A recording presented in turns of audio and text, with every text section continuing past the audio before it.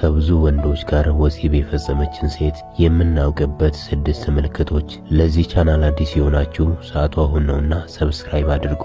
የቪዲዮ ማሳብ ጠቃሚ ነውና ላይክ በማድረግ ጀምሩ። አንደኛ፣ የወሲብን ጥያቄ በፍጥነት መቀበል።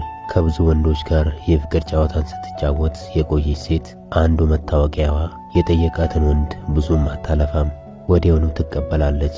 ሴቶች ከወንዶች ጋር በብዙ ነገር ሊግባቡ ይችላሉ። ነገር ግን በፍቅር ጨዋታ ጉዳይ ሲሆን በጣም ይጨነቃሉ። በተለዋዋጭ ስሜቶች ውስጥ ይቆያሉ። ደጋግሞ በነገሩ ያስቡበታል። ነገሩ የሚያመጣባቸውን ጉዳት እንኳን በማሰብ በመጨረሻ እምቢ አይሆንም የሚል ምላሽ ይኖራቸዋል።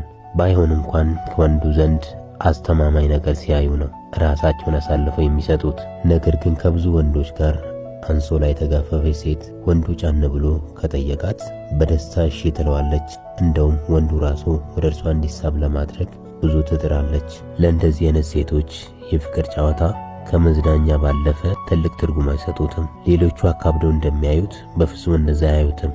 ይህ አይነት ስሜትና እንደዚህ አይነት አስተሳሰብ እንዲኖራቸው ያደረገው ከብዙ አይነት ወንዶች ጋር በተለያየ ጊዜ በተለያየ ሁኔታ በማሳለፍ ልምድ ማግኘታቸው ነው። ሁለተኛ፣ ስለ ወሲብ በነጻነት መናገር። ስለ ፍቅር ጨዋታ ብዙ ታውቃለች፣ ብዙም ትናገራለች። በእርግጥ ማውራት ሁሉም ሰው ያወራል፣ ይህ ምልክቱ ላይሆን ይችላል።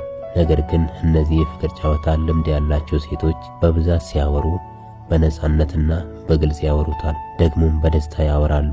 የሚያወሩበት ነጻነትና ግልጽነት በጣም ይገርማል። በፍጹም አያፍሩም። የሚጠቀሙበት ቃል እንኳን ሴት ወንድ ራሱ ደፍሮ የማይናገራቸው ቃላትን ይናገራሉ።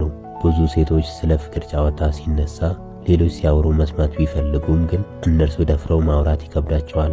እነዚህ ሴቶች ግን ወሬውን ለማውራትም ለመስማትም ዘወትር ክፍት ናቸው። ለምን መሰላችሁ?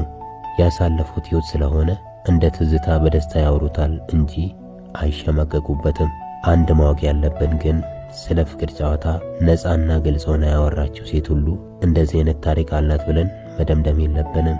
ጨዋና ከወንድ ጋር ምንም አይነት ንክኪ የሌላቸው ሴቶችም ሊያወሩ እንደሚችሉ ማሰብ ይኖርብናል። ሶስተኛ፣ ከወንዶች ጋር በቀላሉ መግባባት። ዓለም ላይ ከባዱ ነገር የወንድና ሴት መግባባት ነው። እነዚህ ሁለቱ ጾታዎች ለመግባባት ትልቅ የሆነ ጥበብና ብልህነት ያስፈልጋቸዋል። ምክንያቱም በተፈጥሯችን ሴቷ ተፈላጊ ተጠያቂ፣ ወንዱ ደግሞ ፈላጊ ጠያቂ ሆነን ነው የተፈጠርነው። ልክ እንደ ጾታችን የሚያግባቡን ነገሮችም ይለያያሉ። በጋራ የምንግባባባቸው ጥቂት ነገሮች ናቸው። የሴትነት ድንበር አለ፣ እንዲሁም የወንድነትም ድንበር አለ። እነዚህ ሁለት ድንበሮችን ንዶ